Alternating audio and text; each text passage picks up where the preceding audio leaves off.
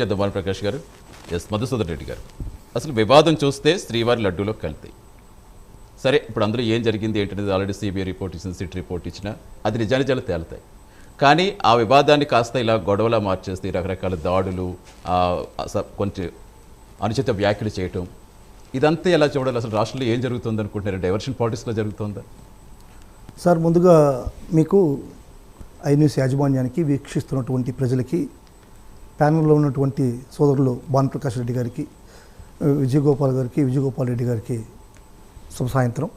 చెప్పండి సార్, ఈరోజు రాష్ట్రంలో జరుగుతున్నటువంటి అన్యాయమైనటువంటి, దౌర్జన్యమైనటువంటి రెడ్ బుక్ పాలన అనేటువంటిది ప్రజలందరూ కూడా చూస్తున్నారు. ఇప్పుడు భానుప్రకాష్ రెడ్డి గారు మాట్లాడుతున్నారు, టీటీడీని ఎవరు వీధిలోకి పెట్టారు, ఎవరు వీధిలోకి తెచ్చారనే విధంగా మాట్లాడుతున్నాడు. వైఎస్ఆర్సీపీని బ్లేమ్ చేస్తూ మాట్లాడుతున్నారు. అసలు తిరుపతి వ్యవస్థని దిగజార్చింది చంద్రబాబు నాయుడు, పవన్ కళ్యాణ్ కాదా నేను అడుగుతున్నా భానుప్రకాష్ రెడ్డి గారిని. ఈరోజు సిట్ నివేదిక ఇచ్చింది అంటున్నాడు. ఓకే, ఇప్పుడు ఎవరైనా సరే, ఇప్పుడు సపోజ్ మనకు ఏదైనా ఆరోగ్య సమస్య వచ్చి ఒక హాస్పిటల్కి వెళ్తే, ఆ హాస్పిటల్లో మనం 1 లక్ష రూపాయలు ఖర్చు పెట్టి అన్నీ చెక్ చేసుకున్న తర్వాత మన రిపోర్ట్స్ బాగుంది, నీకు ఏ విధమైనటువంటి లోపం లేదు అంటే మనం హ్యాపీగా ఫీల్ అయ్యి రావాలన్నా? అయ్యో, నేను 1 లక్ష రూపాయలు ఖర్చు పెట్టేశాను, నాకు ఏదో ఒకటి క్యాన్సర్ లేకుంటే ఏదో ఒకటి ఒక రోగం కనబడితే బాగుంది కదా, 1 లక్ష రూపాయలు వేస్ట్ అయి ఉండదు కదా అని చెప్పని రావాలనేటువంటి పరిస్థితి ఈరోజు రాష్ట్రంలో ఉంది. చంద్రబాబు నాయుడికి, పవన్ కళ్యాణ్కి వీరుంటే, ఈ నాయకులకు కూడా, అందరికీ కూడా, ఈ కూటమి నాయకులకు అందరికీ కూడా లడ్డులో ఏదో కల్తీ జరిగింది, అది జంతు కొవ్వు ఉండాలి అనేటువంటి ధోరణిలో ఉన్నారే కానీ, సిట్ నివేదిక ఇచ్చింది, దాంట్లో జంతు కొవ్వు లేదు, హిందువుల యొక్క మనోభావాలు దెబ్బతినలేదు, తిరుమల ప్రాతిష్ఠ్యం విలువలు పడిపోలేదు, లడ్డు యొక్క వాల్యూస్ పడిపోలేదు, మొరల్స్ పడిపోలేదు అనేటువంటి వాళ్ళకి ఒకరు కూడా సంతోషం లేదు. కానీ నేను చెప్పాను, తిరుమల లడ్డులో జంతుకు ఉంది కాబట్టి జంతుకు ఉండాలా, ఉంటేనే జగన్మోహన్ రెడ్డి మీద బురద చల్లుతాం, జగన్మోహన్ రెడ్డిని హిందూ సమాజానికి దూరం చేస్తాం, జగన్మోహన్ రెడ్డి క్రిస్టియన్ అనేటువంటి అభాండం వేద్దాం అనేటువంటి ఒక ధోరణిలో ఈరోజు ఈ పవన్ కళ్యాణ్ గారు, ఈ చంద్రబాబు నాయుడు గారు ఉన్నారే కానీ, ఏవైనా సరే వాళ్ళకి నీతి నిజాయితీ ఉండేటువంటి మాటలు మాట్లాడుతున్నారు అనేటువంటిది మీ ద్వారా నేను తెలియజేస్తున్నా. ఇప్పుడు ఒకటే క్వశ్చన్ అడుగుతున్నాను సార్ నేను భానుప్రకాష్ రెడ్డి గారిని. ఇంత అన్యాయంగా తిరుపతి దేవస్థానం, ఇంత పవిత్రమైనటువంటి హిందువులకి పవిత్రమైనటువంటి దేవాలయాన్ని అబాస్పాలు చేస్తూ జంతుకు ఉండదనేటువంటి చెప్పే ధైర్యం చంద్రబాబు నాయుడికి, ఈ పవన్ కళ్యాణ్కి ఎట్టొచ్చిందనేది నేను హిందూ సమాజం తరపున నేను అడుగుతున్నా. వైఎస్ఆర్ కాంగ్రెస్ పార్టీని పక్క పెట్టండి, ఈ హిందూ సమాజం కొన్ని వేలాది కోట్ల సనాతన ధర్మం ఇది. ఈ సనాతన ధర్మంలో ఉండేటువంటి ఈ యొక్క దేవాలయాన్ని ఇంత నిరాధారంగా మీరు అడిగేది ఒకే పాయింట్, దానికి కూడా అలా కాదు అంటే ఇప్పుడు అందులో ఇప్పుడు ఏం కలిసింది ఏం కలదని పక్కన పెడితే అసలు నెయ్యే లేదు, అందులో కలిసి నెయ్యే లేదనేటువంటిది ఖచ్చితంగా రిపోర్ట్ వస్తుంది. ఈ రోజు మనం ఏం మాట్లాడుకుంటున్నాం, చంద్రబాబు నాయుడు గారు పెట్టినటువంటి ఈ యొక్క జంతుకు కలిసిందా లేదనేటువంటి విషయం గురించి మాట్లాడదాం. ఇప్పుడు రిపోర్ట్ వచ్చిన తర్వాత నేను ఒకటే చెప్తున్నాను సార్, ఇప్పుడు ఏదైతే ఇప్పుడు సిట్ విచారణ చేసి శాంపిల్స్ కలెక్ట్ చేసిందో ఆ శాంపిల్ ఎక్కడి నుంచి వచ్చింది? జూన్ 2024లో జూన్ 6వ తేదీ ఒక శాంపిల్ కలెక్ట్ చేసుకున్నారు. ఆ శాంపిల్ని ఎన్డీడీవీ ల్యాబ్కి పంపించి, నేషనల్ డైరీ డెవలప్మెంట్ బోర్డుకి పంపించి చెక్ చేసి వచ్చి సస్పెక్షన్లో ఉండేటువంటి ఒక చిన్న క్లాస్ ఒకటి పెట్టారు. ఏది చంద్రబాబు నాయుడుకి అందినటువంటి ఒక రిపోర్టు. చంద్రబాబు నాయుడు రిపోర్ట్ని ఎప్పుడు చూశాడు, ఎప్పుడు చదివాడు, ప్రజలకు వినిపించాడు? ఆగస్టు 18వ తేదీ వినిపించాడు. అంటే ఆగస్టు 18వ తేదీకి రిపోర్ట్ కలెక్ట్ చేసింది, జూన్ 6వ తేదీకి శాంపిల్ కలెక్ట్ చేస్తే జూన్ 12, జూన్ 16వ తేదీ ఆ శాంపిల్స్ మనకు బయటకు వస్తే, దాని రిజల్ట్ బయటకు వస్తే జూన్ అంతా వదిలేశాడు, జూలై అంతా వదిలేశాడు, ఆగస్టు 18వ తేదీ దీంట్లో జంతుకు ఉండదని చెప్పని పబ్లిక్లో తిరుమలని అపాస్పాలు చేశాడు. దీనికి కారణం ఏమైంటుంటారు అంటే, జూన్ 19వ తేదీ ఎలక్షన్ జరిగిన తర్వాత ఎలక్షన్ కమిషనరు ఫామ్ 20 అనేటువంటి ఫామ్ 20ని రిలీజ్ చేయాలి. కౌంటింగ్ అయిన వారం రోజుల్లోనో 10 రోజుల్లోనో ఫామ్ 20ని రిలీజ్ చేయాలి. ఫామ్ 20ని రిలీజ్ చేయకుండా అట్టే ప్రచారం చేసుకుంటూ ఇప్పుడు ఆగస్టు 19వ తేదీ రిలీజ్ చేయడానికి ప్లాన్ చేశారు. అందుకని ఆగస్టు 18వ తేదీ ఈ విషయాన్ని చెప్పి డైవర్ట్ చేశాడు, ఈ యొక్క ఫామ్ 20 పైన అటెన్షన్ తగ్గించాడు. అంటే ఫామ్ 20 అంటే ఏంది? ఈ యొక్క రిటర్నింగ్ ఆఫీసరు ఏ పార్టీకి ఎన్ని ఓట్లు వచ్చినాయి కౌంటింగ్లో ఒక బూత్లో అని చెప్పేటువంటి ఫామ్ 20. అంటే ఫామ్ 17Cతో పోలుస్తారు ప్రజలందరూ కూడా వదిలేస్తే. ఫామ్ 17 ఏంది? ఏ బూత్లో ఎన్ని ఓట్లు పోలైనటువంటిది form 17C. Form 17C, form 20 మూడు వారాలు ఒకటే ఉండాలి.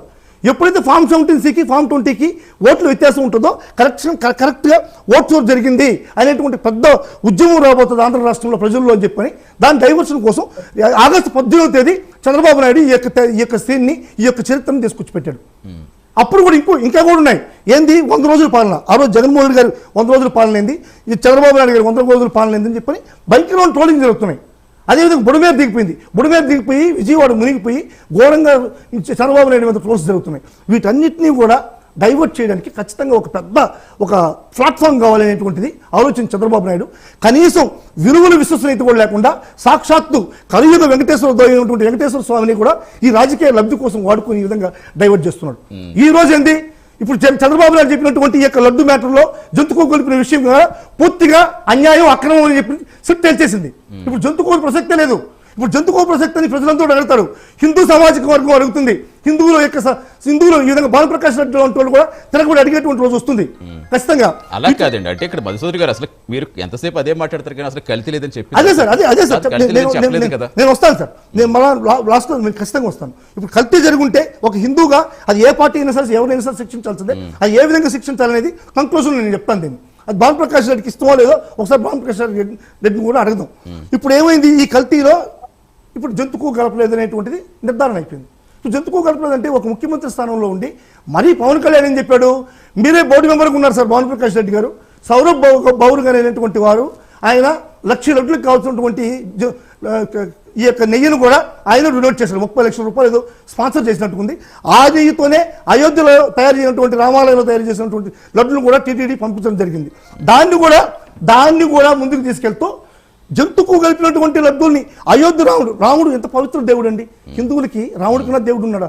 అటువంటి దేవుడిని కూడా అపవిత్రం చేస్తూ మరణం చేస్తూ నిరాధారంగా ఈ విధంగా ఒక దాడి చేయడం హిందూ సమాజం పైన, హిందువుల పైన, హిందూ మతం పైన చంద్రబాబు నాయుడు గారు, పవన్ కళ్యాణ్ గారు నైతికంగా దాడి చేశారు. ఈ దాడిని ప్రతి ఒక్క హిందూగా ఖండించాల్సిన అవసరం ఉంది. ఇప్పుడు అది ఎక్కడ బయటపడుతుందో అని చెప్పని దాడులు ఏమన్నారు, ఈ విధంగా మీరు చేసేటువంటి ఫ్లెక్సీ తప్పు. ఫ్లెక్సీ జగన్మోహన్ రెడ్డి ఫోటోలో వేసింటారు, జగన్మోహన్ రెడ్డి ఫోటోలో ఏ విధంగా వేస్తారు, చంద్రబాబు నాయుడు ఫోటో వేసుకొని మీ ఫోటోలు మా ఫోటోలు ఎట్టేస్తారు, మీరు తీసేయండి, 2 రోజులు టైం ఇస్తానని చెప్పని ఆడికి పోయి ప్రశాంతమైన వాతావరణంలో అంబటి రాంబాబు గారు చేస్తూ ఉంటే అంబటి రాంబాబు ఏం చేశారు, అంబటి రాంబాబు కొట్టిన ప్రయత్నించారు. ఆ క్రమంలో అంబటి రాంబాబు గారు కొట్టినేటప్పుడు అతను తప్పుడు మాట్లాడినటువంటి ఒక మాట వాస్తవమే, దానికి సారీ చెప్పిన కూడా మాట వాస్తవమే. మేము చంద్రబాబు నాయుడు గారిని మాట్లాడలేదు, నేను ఏదో ఆవేశంలో మాట్లాడాను, సారీ కూడా చెప్పాడు. అటువంటి దానికి అనైతికంగా చట్టాలు ఉన్నాయి, చట్ట పరిధిలో మీరు శిక్షించాలా. ఆ విధంగా తప్పు చేసి ఉంటే మీరు చట్టాన్ని వదిలేసి మీ చట్టాన్ని మీరు చేతిలో తీసుకొని అంబటి రాంబాబు ఇంటి మీద ఈ విధంగా దాడి చేయడం అనేటువంటిది అనైతికం, అప్రజాస్వామికం కాదా? మీరు ఒకేసారి చెప్పాలి. సరే, అంబటి రాంబాబు వదిలేశారు, మరి రమేష్ గారి ఇంటిపై దాడి చేయడానికి అవసరం ఏముంది? పెట్రోల్ బాంబులు, పోలీసులు సాక్షిగా పెట్రోల్ బాంబులు వేస్తున్నారంటే ఇది అనైతికమైనటువంటి పాలన కాదా? ఇది రెడ్ బుక్ పాలన కాదా? మరి భానుప్రకాష్ రెడ్డి గారు ఏం చేస్తున్నారు? సెంట్రల్కి చెప్పాలా, మా రాష్ట్రం అతలాకుతలం అయిపోతుంది, అసాంఘికమైనటువంటి చర్యలు జరుగుతున్నాయి, ఈ విధంగా దేవుళ్ళ మీద దాడులు జరుగుతున్నాయి, హిందుత్వం మీద దాడి జరుగుతుంది. ఎందుకంటే బీజేపీ ఈ రోజు హిందుత్వాన్ని కాపాడేటువంటి పార్టీ. అంటే ఇప్పుడు సమస్య ఎక్కడ మొదలైందో దానికి పులి స్టాప్ పెట్టే దానికి కాకుండా ఇప్పుడు ఇలా మీరు మీ మీదకి రాకుండా మీ మీదకి రాకుండా డైవర్షన్ పాలిటిక్స్ చేస్తున్నారు. అక్కడ కల్తీది అనేది మొత్తం పక్కదారి పట్టే విధంగా చేస్తున్నారు. కల్తీ అయితే ఖచ్చితంగా జరగలేదు అనేటువంటిది వైఎస్ఆర్సీపీ వాదన సార్. రిపోర్ట్ లో అసలు నెయ్యలేదని ఇప్పుడు తెచ్చినటువంటి శాంపుల్ ఏదైతే ఈ యొక్క సిట్ నివేదిక ఇచ్చిందో శాంపుల్, ఆ శాంపుల్ ఎక్కడి నుంచి తీశారో నేను అడుగుతున్నా. చంద్రబాబు నాయుడు గారి గవర్నమెంట్ లో జూన్ 6వ తేదీ చేసినటువంటి శాంపుల్ అది. ఆ రోజు ముఖ్యమంత్రి ఎవరు? ఆ శాంపిల్ని వెనక్కి పంపించాలా. ఇప్పుడు మన భానుప్రకాష్ రెడ్డి గారికి తెలుసు కదా, తెలియని విషయం ఏముంది? ప్రతి శాంపిల్ని కూడా, ప్రతి ట్యాంకర్ను కూడా టెస్ట్ చేసి ఓకే అనుకుంటే లోపలికి పంపిస్తారు, లేదంటే రిజెక్ట్ చేస్తారు. అది ఆనవాయితీగా దశాబ్దాల కాలంగా వస్తున్నటువంటి ఒక ఆనవాయితీ. సరే, ఇంకా మిగతా వాళ్ళ వాయిస్ కూడా తీసుకుని భానుప్రకాష్ గారు దీనికి ఆన్సర్ ఇస్తారా? తర్వాత మళ్ళీ నేను వాళ్ళ వాయిస్ దగ్గరికి వెళ్తాను.